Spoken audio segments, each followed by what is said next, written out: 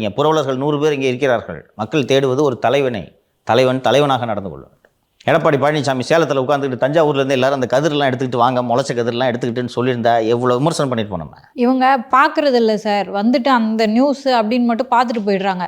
இப்போ வரைக்கும் ஏடிஎம்கேவோ ஒவ்வொரு விஷயத்துக்கும் நம்ம விமர்சனம் பண்ணிக்கிட்டு தான் இருக்கோம். ஆமாம், தப்புனா தப்பு தான். முதலமைச்சர் அவங்க ஃபேமிலி எல்லாம் வந்து துபாய்க்கு போகிறாங்க. அந்த டைமில் திமுக மேலே ஒரு விமர்சனங்களையும் யாருமே வைக்கலை. அந்த டைமில் நீங்கள் பேசுனீங்க திமுகவோட ஆணவம் இது அப்படின்னு சொல்லிட்டு. இவங்க டைரெக்டாக முட்டிச்சந்துக்கு தான் போகிறாங்கன்னு. அடுத்த 4 வருஷத்தில் அவங்களோட நிலைமை இன்னைக்கு எப்படி இருக்குது, எவ்வளோ பெரிய ஆன்டி இன்கம்பன்சி இருக்குது. அப்படி இருக்கும்போது திரு விஜய் அவர்கள் அவரை பட்டத்தீட்டிக்கணும் அப்படிங்கிற விமர்சனங்களை தான் நம்ம வைக்கிறோம். இன்னைக்கு இது ஒரு கசப்பு மருந்து போல தெரியும். அதை புரிஞ்சு காட்டி நஷ்டம் திரு விஜய்க்கு தான், அவரை ரசிக்கக்கூடியவர்களுக்கும். புரிஞ்சுக்கிட்டா விஜய் தன்னை அரசியல் தலைவராக நிலைநிறுத்த போகிறார். இல்லை என்றால் 26 திருப்பி சினிமாவுக்கு நடிக்க போகிறார். இவ்வளோதாங்க. இதை பற்றி